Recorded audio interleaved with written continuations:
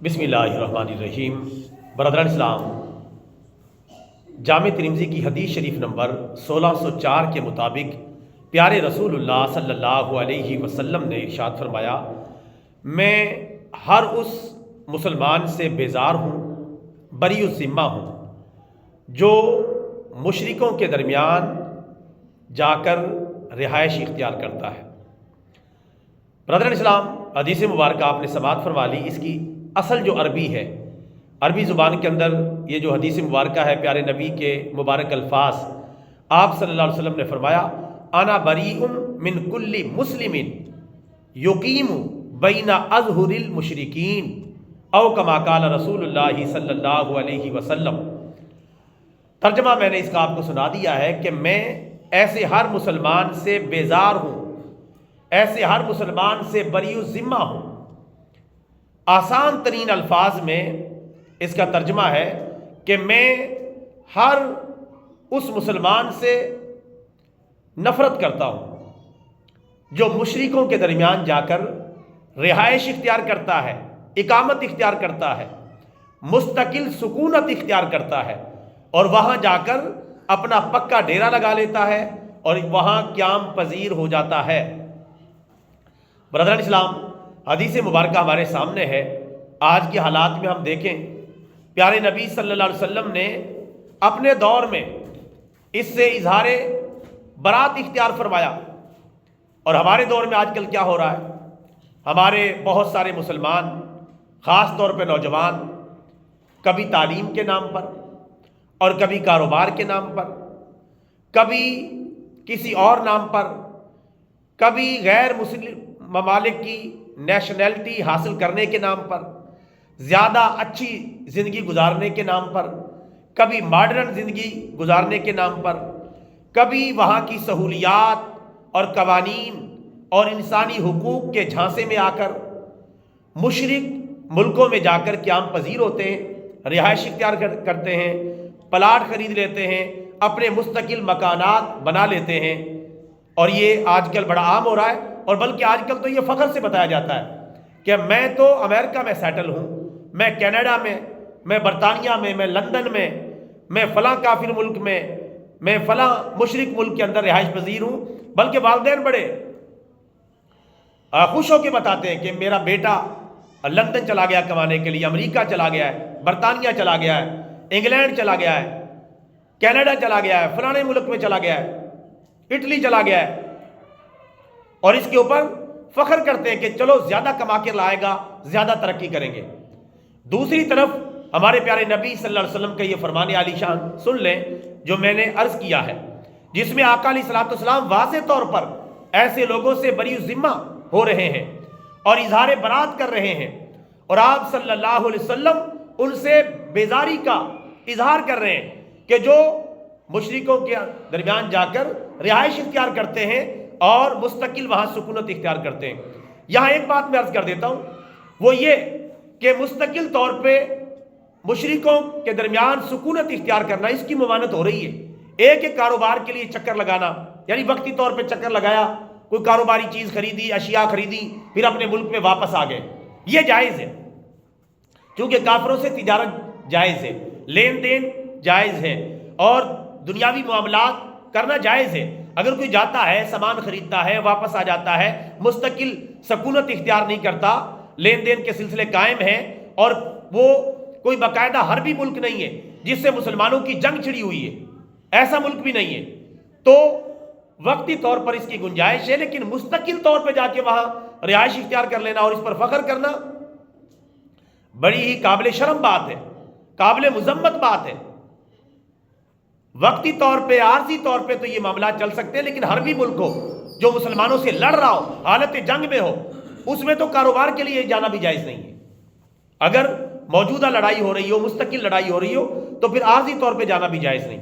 اور آج ہمارا حال دیکھیں، اور اس کے نتائج کیا نکل رہے ہیں۔ نتائج میں آپ کو بتاؤں تو آپ ہکا بکا رہ جائیں گے۔ میں چند ایک باتیں عرض کر دیتا ہوں۔ تعلیم کے نام پر ان کی تعلیم گاہوں میں جا کے پڑھنا، مثلاً آکسفورڈ یونیورسٹی کے اندر، دیگر جو بڑی بڑی یورپ کی، امریکہ کی یونیورسٹیاں، ان کے اندر جا کے پڑھنا تعلیم کے نام پر، جی ہم سائنسدان بن رہے ہیں، ہم ترقی کر رہے ہیں، وہاں سے بڑی کوئی اعلیٰ تعلیم حاصل کرنے کے لیے جا رہے ہیں، اور اس اعلیٰ تعلیم کے نتیجے میں ہر ملک کے شہری وہاں پہنچے ہوتے ہیں. سکھ بھی جا رہے ہیں، ہندو بھی جا رہے ہیں، مسلمان بھی جا رہے ہیں، دیگر مذاہب کے ماننے والے بھی جا رہے ہیں. وہاں جب جاتے ہیں تو وہاں مسلمان لڑکیاں جا رہی ہیں، صرف لڑکے نہیں جاتے، لڑکیاں بھی جاتی ہیں. اور وہاں جا کے مسلمان لڑکیاں سکھوں سے نکاح کر رہی ہیں، ہندوؤں سے نکاح کر رہی ہیں، مشرکوں سے جا کے نکاح کر رہی ہیں، عیسائیوں سے، یہودیوں سے جا کے نکاح کر رہی ہیں. اور ان کی نسل یہودی بن رہی ہے، عیسائی بن رہی ہے، مشرک بن رہی ہے، ہندو بن رہی ہے، سکھ بن رہی ہے. اور ایسے واقعات روزانہ کی بنیاد پر ہو رہے ہیں، کیونکہ وہاں آپس میں ایک دوسرے کو دیکھتے ہیں اور پسند کر لیتے ہیں، شادیاں ہو جاتی ہیں، رشتے ہو جاتے ہیں. انہیں اس بات کا احساس ہی نہیں کہ ہم مسلمان ہیں، ہم کلمہ گو ہیں، لا الہ الا اللہ محمد الرسول اللہ کے ماننے والے ہیں، قرآن و حدیث کے مطابق مشرکوں سے نکاح نہیں ہو سکتا. وہ اب اس دنیا سے آگے چلے گئے، وہ کہتے ہیں مذہب سے ہم آگے چلے گئے. لا حول ولا قوت الا باللہ. جو اسلام کو پھلانگے گا تو وہ مسلمان کہاں رہ جائے گا؟ وہ تو اسلام سے نکل جائے گا. یہ نتائج، یعنی ایسے مشرک اور کافر بچے مسلم خواتین کے بطن سے پیدا ہو رہے ہیں، اور یہ کتنا بڑا نقصان ہے اس کا آپ اندازہ کریں. تو میرے بھائیوں، تعلیم کے نام پہ، کاروبار کے نام پہ مستقل جا کے وہاں رہائش اختیار کرنا بڑا خطرناک ہے. اور اس سے بھی بڑی بات، ایک دو نسل یعنی جو شروع والی ہے ان کے اندر تو شادیاں، نکاح اور اس طرح کے معاملات ہو رہے ہیں، اور کئی برائیاں پھیل رہی ہیں.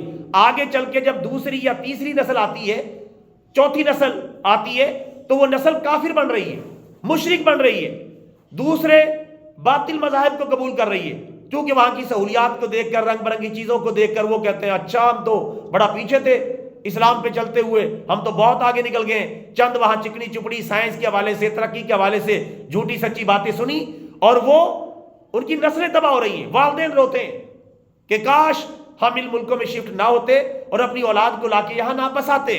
والدین روتے دیکھے گئے ہیں، والدہ رو رہی ہے، والد رو رہا ہے کہ ہم نے بہت برا کیا، ان ملکوں میں آ کے رہائش اختیار کی، اب ہماری اولاد ہمارے کنٹرول سے باہر ہو چکی ہے. اور اولاد اتنی آؤٹ آف کنٹرول ہو جاتی ہے کہ آپ اولاد پہ وہاں دباؤ بھی نہیں ڈال سکتے. دباؤ ڈالا جائے تو قانون حرکت میں آ جاتا ہے، پولیس بلا لی جاتی ہے کہ یہ میرے اوپر بلا وجہ میری آزادی کے اوپر روک تھام کرنا چاہتے ہیں، والدین کو گرفتار کروا دیتے ہیں. لا حول ولا قوت الا باللہ. جب اس طرح آوے کا آوا بگڑا ہوا ہے تو سوچیں کتنی احتیاط کی ضرورت ہے. اور اس حوالے سے جو نوجوان بھاگ بھاگ کے جا رہے ہیں، جی میں فلاں ملک کا مجھے ویزا لگ گیا، بھائی آپ نے باہر جانا ہی ہے، پہلی بات تو اپنے ملک میں کمائیں، اپنی بیوی بچوں کے ساتھ رہیں، اپنے والدین کے ساتھ رہیں. نہ ایسے باہر جانے والوں کو والدین کی خدمت نصیب ہوتی ہے، نہ بیوی بچوں کا پیار نصیب ہوتا ہے، نہ اپنے بچوں کی تربیت کا کوئی موقع ملتا ہے. بس پیسہ ڈالر کمانے کے لیے گئے، پیچھے سے بیوی بھاگ گئی، بچے بگڑ گئے، اولاد تباہ ہو گئی، فیملی تباہ ہو گئی. کیا کرے گا؟ اچار ڈالے گا ان ڈالروں کا، اس پیسے کا، اس دولت کا. لعنت بھیج اس کے اوپر جس کی وجہ سے تیری فیملی تباہ ہو گئی، ان کا کردار بگڑ گیا، بچے آوارہ ہو گئے. اب اس کمائی کو کیا کرے گا؟ اس حرام کی کمائی کو جا کے اب تو قبر میں لے جا، وہاں بھی تیرے لیے عذاب تیار ہے. لا حول ولا قوت الا باللہ. اللہ تعالی ہم سب کی حفاظت فرمائے. میرے بھائیو، یہ صورتحال ہو چکی. میں چند ایک جھلکیاں بیان کر رہا ہوں، وقت کے دامن میں گنجائش نہیں، ورنہ اتنی زیادہ خرابیاں ہو چکی ہیں جس کی حد کوئی نہیں. آپ اندازہ کریں تعلیم کون سی حاصل جا کر رہے ہیں. سکھ بھی میٹرک کرتے ہیں، مسلمان بھی میٹرک کرتے ہیں، یہودی بھی میٹرک کرتے ہیں، عیسائی بھی میٹرک کرتے ہیں، سکھ بھی میٹرک کرتے ہیں. یار یہ کون سا نصاب ہے جو سارے پڑھ رہے ہیں؟ مسلمانوں کو تو اپنا نصاب ہے، مسلمانوں کی اپنی تعلیم ہے. یعنی جو matric, F A, B A, F S C, B S C, یہ سارے دنیا کے لوگ کر رہے ہیں، چاہے کافر ہیں چاہے مسلمان ہیں، سب کے سب لگے ہوئے ہیں. حالانکہ مسلمان کی پہچان الگ، تعلیم الگ، دین الگ، دعوت الگ، کردار الگ، بود و باش الگ، پہچان الگ، ہر طرح سے مسلمان الگ ہے. ہمیں تو کسی تعلیم کی، کافروں کی تعلیم کی ضرورت ہی نہیں. مسلمان اپنے اسلام پر عمل کرے اور عملی طور پہ دنیا کی تعلیم حاصل کر کے ترقی کریں، آگے بڑھیں. اسلام منع نہیں کرتا، لیکن کافروں میں جا کے رہائش اختیار کر کے ترقی کے نام پہ اپنے آپ کو گمراہ کرنا، اپنی اولادوں کو، نسلوں کو تباہ و برباد کر دینا، یہ کسی صورت بھی مناسب نہیں ہے. اللہ تعالیٰ مسلمانوں کو آنکھیں کھولنے کی توفیق عطا فرمائے. مانگتے پھرتے ہیں غیروں سے مٹی کے چراغ، اپنے گھر کے خورشید پہ ڈال دیے سائے ہم نے. ہمارے گھر میں تو اسلام کا سورج چمک رہا ہے، دوسروں سے موم بتیاں مانگتے پھر رہے ہیں اور دیے مانگتے پھر رہے ہیں کہ یار ہمیں اجالے کے لیے دے دو. بے وقوفی کی انتہا ہے.